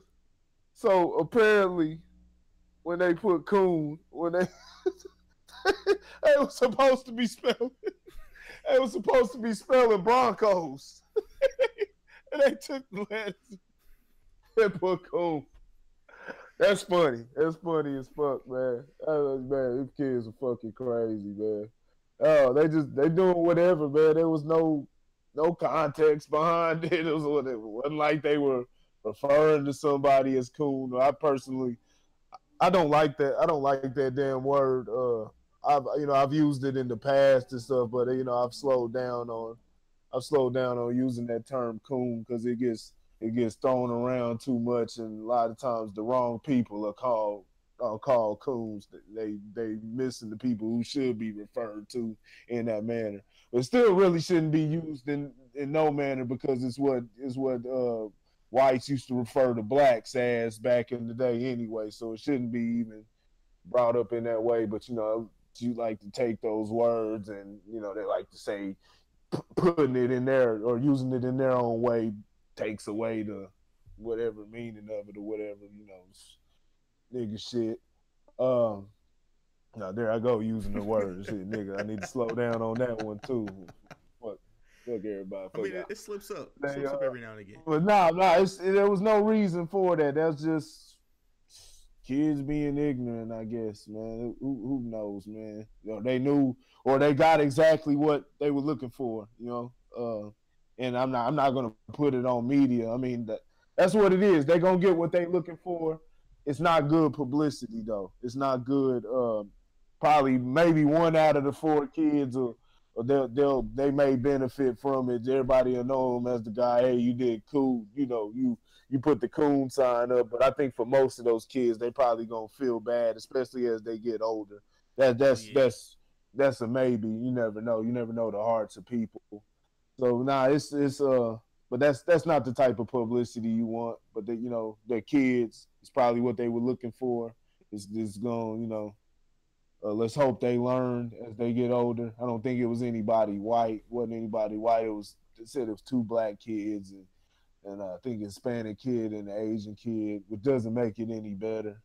Doesn't make it any better or anything. No, it's just ignorance. Ignorance. We gotta shoot, man. Grown people gotta understand life in general, history, all that shit. Grown people, when they start understanding this shit, when we get smarter, when grown people start using common sense, the kids will follow. Other than that, they high school. Even if they fucking high school, if they're seniors, and about to graduate, 18, they're still young. They said when the grown people start, being better examples and being able to settle their differences and being more just generally educated and and listening too. I know a lot of people like to just run their mouths and don't do too much listening. We get more of that. Kids will follow and we'll have better responses from the children. We had this situation, then we had this situation a couple weeks ago when you got the kids and I'm pretty sure maybe the kids weren't. Who knows though? They probably were advocating for the police officer to get killed, But like I said, that's shit kids do. They're children. Their brains, we can say, yeah, in some countries, they'll be considered grown or whatever. But let's keep it real. America, while America has its faults, it's advanced in many ways. And when you're that young, you're still a child. The brain doesn't even fully form all the way until they say now about 25 years old when the brain is completely formed, and we can attest to that just off how we look at how we thought when we were younger. We thought we were grown when we hit that age, and we hit 15, 16, even 18, 19 years old, even early 20s. Yeah, think we know it all, and then you get older and you look back and you realize you didn't know a fucking thing. So now we're talking about early 20s, and now you're looking at high school kids. So no, I'm not gonna fault them completely. You just need to have a better understanding of things. I know that a lot of times, not for the coon thing, but for the police. The police one, a lot of times the kids are passionate and they just make the wrong gesture. Make the wrong gestures. They're over emotional. So I'm not gonna demonize them or anything. Yeah, it was done in bad taste, especially with police officers that were just murdered. But it's a lot of emotion goes on, and they see the things too, especially when they see people that look like them get mistreated. They can see the reaction of adults, and a lot of times it's just not put into the proper context when the emotion is drawn out, especially in the media. So, but as far as the coon thing, I think it was, who knows what it was. Not probably kids just being some jackasses. It was do something funny. Anyway, and I ain't gonna lie. I'd be lying. I'd be lying if I said it wasn't funny. It was pretty funny. just for the simple fact that it was Broncos, and Broncos does have the letters for coon. Letters for coon in it, so I that tickled me inside when I saw it. All right, Lloyd, go ahead. I was just gonna say that this kind of, I think, talks a little bit about the height desensitization in this particular instance. Okay, all right. All right, I mean, it gave me a good chuckle. I ain't going front. It gave, like, when I first seen it, I was like, nah, they playing. And then I actually watched the video, and then the parents, certain parents were angry about the kids using that term. And like I said before, I don't even think the kids know what that term. Well, they probably know what it means, but they don't know like the background and historic shit about it. But hey, I got a good laugh out of it, and I am a part-time comedian. I have a fucked up sense of humor, so I get a pass. And now with a quick commercial break, have you guys ever wanted to listen to ESPN, but you didn't want to ESPN? No, me too. Well, I got a platform that you should pay attention to. It's called Grit Sports Media. All your sports needs, man. All your sports, basketball, football, historical knowledge on stuff back in the day, and current stuff. Hey, go to Facebook, Grit Sports Media, man. Make sure you guys like and subscribe to that platform. That platform will grow, and with your help, we can grow faster. And now, back to our world and hot topics and shit like that. All right. So, is the life expectancy of humans decreasing with each generation? If so, what is the case? And so, I will start off by saying the life expectancy has decreased.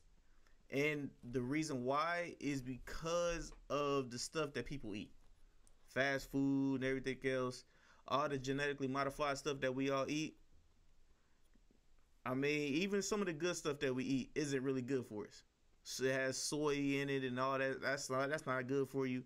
So I mean, yes, and that's one of the reasons why. That's one of the reasons why our life expectancy has shortened a great amount. So, who wants to go first? Corey or Lauren? Which one of y'all? I'll go first. All right, go ahead. Yeah, I think there's a multitude of things. I think technology has made us lazier. You know, we're not as active as we used to be. Yeah, I think, you know, the different hormones in the foods that we eat do play a role in what it does to our body. So, yeah, I mean, mind, body, and soul. You know what I'm saying? I mean, the medicines that we take, you know, affect the way our brains operate, you know. So I just think that, you know, we've lost our ability to live simplistically, you know. And when you do that, you're speeding up time, so to say. And so, I mean, if you're speeding up time, maybe, you know, the stress, you know, think of the stress that you put on your body. You know what I'm saying? You know, lack of sleep because everybody's trying to, you know, keep up with the next man. So you're trying to figure out the next move. The, you know, economy and the increase in, you know, how much things cost. So now, you know, both parents got to be out there working. And there's just so many different things that have contributed to the decrease. And I mean, you see it each decade, each generation. It gets shorter and shorter. I mean, on average, women are still living longer than men, as a general rule of thumb, but even their life expectancy has gone down. So, yeah, it's just lifestyle. I mean, honestly, I think to sum it all up, it's lifestyle. You know, our lifestyles have changed, and, you know, they've become faster than we can actually operate on. And just like if you ever think of a computer going into overload and just crack up, it's just like life. Just overload. One day your body says, you know what? I'll holler at you. Ain't done. Right. Somebody said, I'll holler at you. That's cold-blooded. That's a good way to put it, dog. That's good. That's a good way to put it. Boy, that's cold-blooded. Yeah, so it's just lifestyle, man. We have to simplify our lifestyles, understand who we are as individuals. You know, I mean, suicide rates up because, you know, we can't cope. You know, I mean, that's a big one right there. Think about it. The suicide rate is the highest rate it's ever been. Especially for kids. So you got, yeah. So because you're talking about life expectancy, all those numbers come into play. You know, the 18-year-olds, the 14 to 13, like, or our life expectancy number.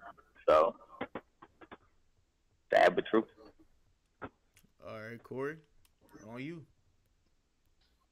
Yeah, man, all that he said, uh, like I said, technology plays a big part. Kids in general just aren't as active as as they were. Nowhere near as active as they were when I was growing up. Man, we went outside. We played football in the street, or found a park to play it at, or I was always out there playing basketball. It's always active. Kids now, they on the phones and everything, and new video games, and everything's on the video game. You talking online, sitting up there talking to your friends, and not interacting. Even the interaction, people don't even know that interaction and actual dialogue helps your health too. It's something that you can't see because it doesn't seem practical, but it actually helps your health. That dialogue that you have with people. If you're not speaking with people, you're just making yourself sicker. You know what I'm saying? Your mental state affects your physical state also. You see people get depressed when people are depressed, and especially when a person dies and they're just in so much turmoil, mentally, that affects their body, and that's when they more prone to get sick, and start having cancer pop up, things like that. So the way you think, the way you feel actually has that has an effect on your health. Drug use, everything, alcohol, especially when, a lot of it's been normalized and things like that. You got more people, you got people, everybody's happy. Even though I don't think it's going to do much, but, talking about the medical marijuana, everybody's smoking. So it's just, I say that's even with the medical marijuana, it seems like it's coaxing people who don't even smoke to want to smoke. You know what I'm saying? And it's like, and a lot of people just aren't even active. You already, when you're smoking something, marijuana's not, not really harmful. You know what I'm saying? It's not as harmful as tobacco, things like that. But the when you genetically sit up here, modified marijuana is. huh? The genetically modified marijuana is. Oh yeah. See all that stuff, especially like talking about like the new cushions and stuff that they making. Yeah, not necessarily K2. Yeah, that definitely kill you. But like the stuff they're genetically modifying that shit, and so that stuff is it's harmful to you. You sit there, you got something that's got your heart beating fast and shit like that. That ain't good for you. That's not too good for your body. But even though something you smoking, just smoke in general is not good for your body. Any smoke that you're inhaling in your lungs, that's not good at all. You're just burning your insides. And so then on top of that, with people not getting enough exercise and things like that, and drinking, eating bad, all the stuff that's just in the food, even in the food, the milk too. Drink milk. Babies are getting that stuff early, and the Similac and the different milks that they're giving, that they're giving the kids. It's got the what's this stuff called? It's like the hormones. It's got something called I think it's like Postulate or something like that. It's the stuff that makes the milk white, because milk isn't white when you get it. It's like a reddish pink tint. Yeah. And it's making making everybody big. So that's getting them early, man. And just like I said, all the hormones. We eat these fast foods, anything that's done in a chain, in a restaurant chain and things like that, and it's mass produced like that. It's altered in some type of way so it can be, produced in that manner. Anything that's raw, well, not necessarily raw, but more pure, you're going to have less of that. You know what I'm saying? It's not going to, and they find way just like when in the drug game and they cutting that shit down, putting the additives in to get more out of you know what I'm saying? Get out of more out of what they got. They do the same thing within business and the food, and everything. So it's, man, it's just everything, even the technology, even not just necessarily use of technology, but the technology itself with Wi-Fi, the radiation and everything, man. It's everywhere. So it's much more important than ever to be healthy and try to, you know, eat and drink things that'll create a hostile environment for cancer and other sicknesses inside your body. Because while we've gotten better, we're not, you know, where we were, you know, back in the fucking medieval days or whatever, you know, in the 1800s, 1700s and stuff, you know, where people will die if they cough wrong, you know, because there wasn't no Robitussin then. So, you know, we're past that, but you know, we're starting to, you know, as much as we come up with the things we've learned in medicine, we're taking the dive down because of where we're going and the things that we intake, things that we intake on a daily basis. And you see America's just getting bigger and bigger and bigger, you know, year by year. Kids are going up, they coming out the womb, you know what I'm saying? Shoot, with their fingers 6'3". Yeah, 6'3" with their fingers sticking together. It's so we gotta you play too much. I tried. So, man, we gotta really watch this stuff, man. It's coming out, man. They doing these tests. You just see the stuff with Monsanto where they putting the Roundup in the food, Roundup in the food and everything. People getting cancer from stuff, and they still eating it. Still eating it, man, because they can't get enough of it. Just like a damn crackhead, lean addict, whatever. You know what I'm saying? It's got the same. People are getting addicted to food in that same manner, especially this cheaper food. A lot of it also is, you know, with inflation and everything, and jobs, the wages on jobs aren't increasing with inflation. They're increasing, they're moving up, but they're not on par with inflation. So you're having to be more frugal with your money. You know what I'm saying? You got to be more tight with your money, and you're buying cheaper things when you have to be cheap. You know, buying ramen noodles and little cheap things like that. The cheaper it is, the more harmful it is to your body. You know, simple as that. So, and that's why you see, you know, lower income places, whether it's, you know, in the hood and the trailer parks, the people look more malnourished because of the things that they're intaking, because they're, you know, a lot of times stress, and then what they're eating, they're trying to survive. And, you know, it's a whole plethora of things, man. Come on. Yeah, before we leave off of this one, there's one more thing. The fluorinated water. Yeah, man. Yo, fluorinated water, dog. Got a little web, little duck hand, little webbed hands and shit. Yeah, fluorinated water. You know what I'm saying? That's why I drink bottled water. And if you don't have a filtration system on your sink, man, watch out for that stuff as well. That is something heavy. You see they knuckles. It's crazy, man. All right. And so let's move on to the next thing. Real serious question. All right, I gotta serious up. I gotta get serious with this. Do morals exist anymore? And the reason why that he fucking dying, dog. Do morals exist anymore nowadays? The reason why I asked that question is because there's a lot of stuff that I've seen that me at my age, I'm just like, oh, I mean, morals still exist with me, but it doesn't exist with everybody. Because I've seen a young man shoot his grandmother over some money, and I'm like, wait, what? You don't actually care for your, like, you don't care for your family. You know what I'm saying?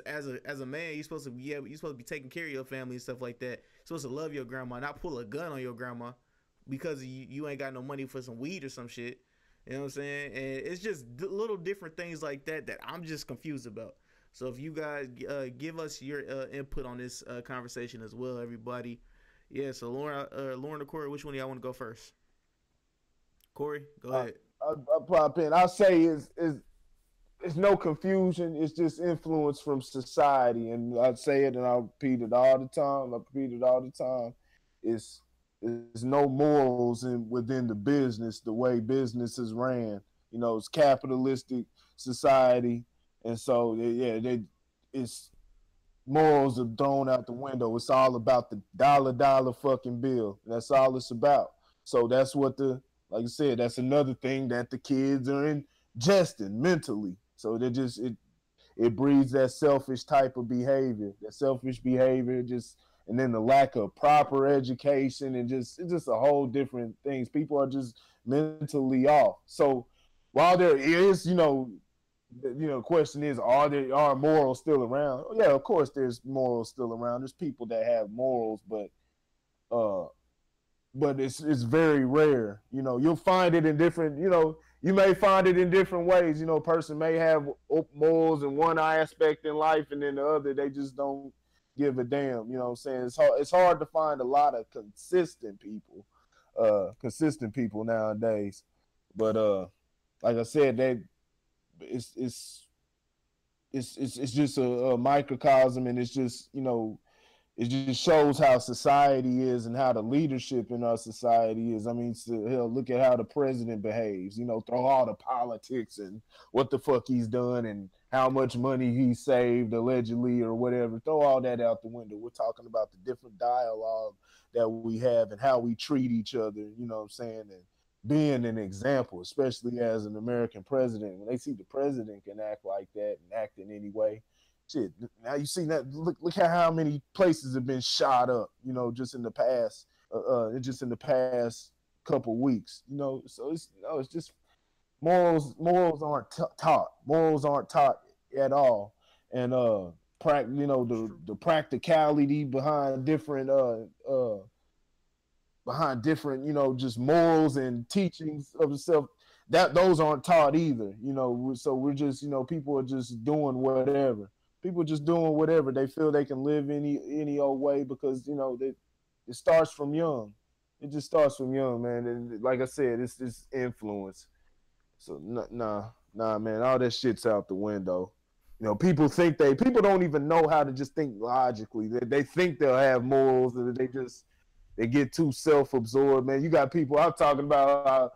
Is it weird how you'll have a lot of people. You'll have women that'll sit there and they'll be pro-abortion. They'll be pro-abortion. They feel you should have the choice for that until they get fucking pregnant. Until they get fucking pregnant by accident, so they say.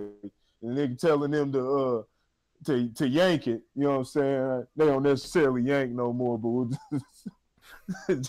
just for a graphic, for a graphic version. They telling them to yank it, and they talking about, you killing.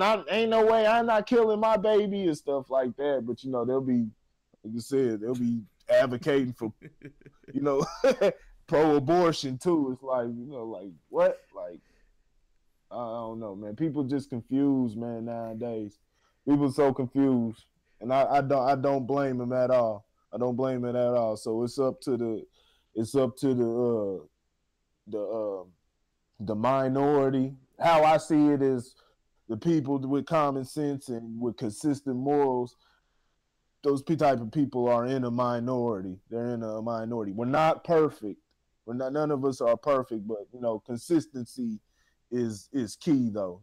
Being as consistent as possible.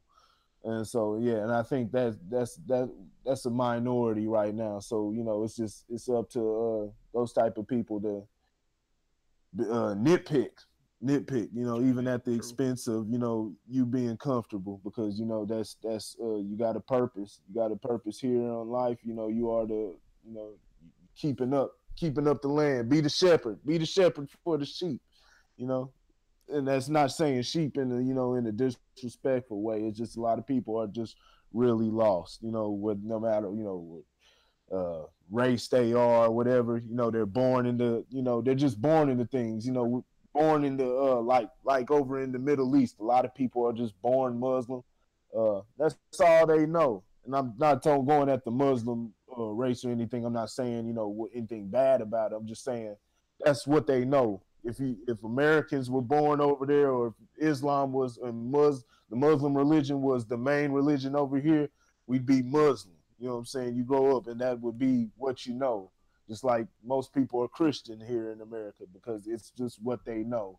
And that just goes to all aspects of life. You know what I'm saying? It's just what the hell you know, what you've been taught, and what's been made the status quo. So, yeah, man. All right. Lauren, it's on you. I think opportunity is a major player when you talk about morality, whether you're talking about the lack of or just taking something from somebody. When you look at America, before we became this powerhouse, you know what I'm saying, when the natives were the only ones primarily over here, what happened? Somebody took an opportunity to take advantage. You know what I'm saying? It wasn't about morals. You know what I'm saying? It was about getting it for me and mine, So I think opportunity plays a lot into our moral compasses. Our experiences play into our moral compass. And then education plays into our moral compass too. You can go back to so many different instances in which you look at the actions of somebody and you say, "Oh, where were their morals?" Well, that's so subjective because what may be moral to you may be immoral to somebody else, or vice versa. So it's very, very subjective. And so, it's like I said, it's different strokes for different folks. That's true. Like I said, when you just look at the actions of different people, you question their morality based off of how you feel. They may say, hey, well, if it's him or me, it's kind of a no-brainer. Right. You know what I'm saying? It's gonna have to be you. And so, is that immoral? Depends on who you're talking to.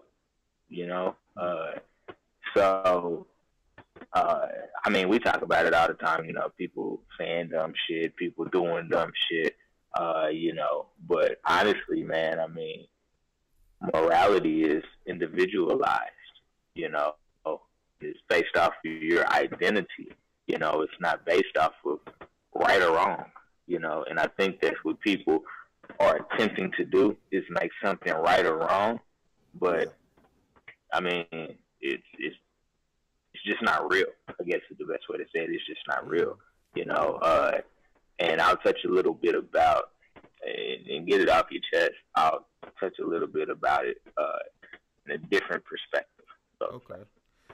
All right. Well, the only thing I have to say is I do that shit a lot unconsciously. I'll be honest with you. Just like not even expecting anybody to be like, "Oh, well, that was nice." Shit just happens. You know what I'm saying? But first and foremost, before we get it off your chest, shout out to Jordan Sasser for liking the video. Shout out to Kelvin Hampton for sharing the video, and shout out to Corey Gilmore for sharing the video. Langston Jones for hitting that like button, and shout out to Latoya for hitting that like button. You know what I'm saying? I told you I was gonna start shouting people out more. So I'm continuing that. All right, so get it off your chest. Good, bad, or indifferent. Y'all didn't catch that. What? Did y'all miss that? Y'all didn't catch that. Catch what? Did you do that? Did you do that on purpose? Who, me? Yeah. Oh, I'm so confused. Did you do that on purpose? No. Nigga, I'm Corey Gilmore. I know you're Corey Gilmore. Oh, okay. I'm making sure. That's what I was saying. I said, did you do that on purpose? I gotta fuck with you. All right. So yeah, it's time to get it off your chest. Good, bad, or indifferent. If you got anything to get off your chest, go ahead and get it off now. I'll take first gun. All right, so first of all, thank you to everybody that's been listening, paying attention, and actually fucking with us, you know what I'm saying, over the last few months and weeks and stuff like that. Appreciate you guys, love you guys. Bad stuff. Yo, it's snowing, so you know what I'm saying? I don't like snow no more, even though I was born in December. I'm not a big fan of snow anymore, so Yeah, that's a no go for me. And also, shout out to my little brother, man, doing his thing in Washington and becoming a cop. So yeah, shout out to him. Yeah, man. So Lauren, Corey, which one of y'all want to go first? I'll go first. All right. Okay. If you got something short, go ahead. Yeah, it's just short, man. I think I figured out, man, what the Houston Rockets' problem is. I think we all missed this. You remember Little B? You remember that rapper Little B? The bass guy. Yeah. He put that curse on him. He put the cooking curse on. That shit gets deep though. He put the cooking curse on because James Harden took his dance. He said, man, you better take that shit back or you gonna have that curse and you ain't never gonna win a damn championship. What happens every time James Harden gets close, he doesn't make it. He put that shit on Kevin Durant. But see, Kevin Durant didn't get that shit lifted until he actually had to go to the Bay where Little B was. He actually had to join. See, that may have been in the psychology of what Durant was thinking. Like, I ain't never gonna win shit. I was up 3-1, and we couldn't close this bitch out. Like that curse may be real, man. He went there. He had to go to Golden State to the Bay where Little B was at for him. But Little B then took the curse off of him and said, "You good." And it's been winning ever since, dog. And look at James Harden, man. Look at the boys, man. I think we done figured the source out. It's a mixture. It's a mixture. Carmelo, it's two curses. Carmelo Anthony and Little B. They got a double whammy. You know. Other than that, y'all stay tuned. We're gonna have a lot more content. I got a lot of questions. I got a lot of different questions. We're gonna get into some real deep psychology. We're gonna try to throw at y'all over the next few weeks or so. So I get to stay tuned for that. Yeah. Stay tuned. Lauren, go ahead. It's on you. First, man, shout out. It's November, No Shave November, so we're gonna see how much hang time I get this month, man. I ain't saying I ain't gonna shave, but I ain't shaving. So we're gonna see. What is this stuff? It's no nut November. Is this a new one? No I've seen a lot November. of no stuff. I saw no nut November. Yeah, that's been like that for a minute. No nut November. Won't be participating in that. No nut November. Won't be participating in that. Sorry. Wow. Sorry. No shave. Right. And ladies, that doesn't mean you guys. I'm sorry, but that doesn't mean you guys. Y'all can't grow y'all cookies out. Right. No, boo boo.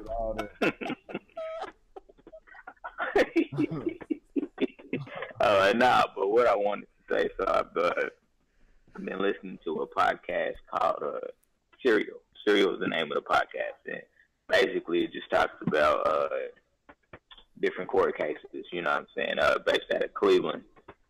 And first of all, it got me riled up about the police again. But most importantly, what it brought to light to me was that we keep saying, fuck the police. And if you want to say that, say it. I understand. But understand that our fight is really with the laws that protect them. Uh-huh. That's our problem. Our problem is not the police. Our problem is the laws that protect them and give them the right to treat people any type of way. Mm-hmm. You know, and not have any consequences for their actions.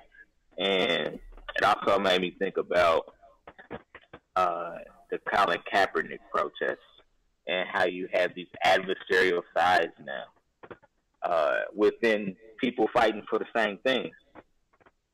And it's understanding why you're fighting and how to tear down those walls. Mm-hmm. You know, we're not fighting police brutality. We're fighting the laws that protect them when they do it. if there were consequences for those actions, cops wouldn't be shooting people. Cops wouldn't be beating people. Cops wouldn't be arresting people for no reason. But there is no consequence for those actions. So what I encourage people to do, and Corey says this all the time, do your research, understand the issue before you really start talking about the fix. Understand the issue and where you really have to go to fix it. Because again, you gotta change the laws in order to create change. That's the only way it's gonna happen, you know. And so, you know, if that means getting more minority judges, attorneys to really be more active, or whatever the case may be, you know, you gotta do what you gotta do. You know, educate yourself. You know, I'm not saying that it's in your best interest, especially as a black man, to defend yourself in a court of law, but understand the law. Understand where it's going to work against you. Understand where it can work for you. And understand where the loopholes and where just the holes in general are, so you can actually combat that. You know, so you can be that change agent, not only for yourself, but for other people too. You know, so that was it, man. That just really hit me as I was getting upset about the police, because I was like, it's not their fault. It is, but really the fault lies in the laws that protect them. Mm-hmm. That's where the real fault is. So, I think we need to dig deep there, because that's how power and control is built. It's built through law, you know. So if you start breaking down those barriers, then you'll see the other ones. It's a domino effect. It's a domino effect. You know, laws change to where they become, I'm not going to use the phrase open-ended, but they're there to protect all people, not just a certain group of people. All the other dominoes fall as a result. Okay. All right. Yeah.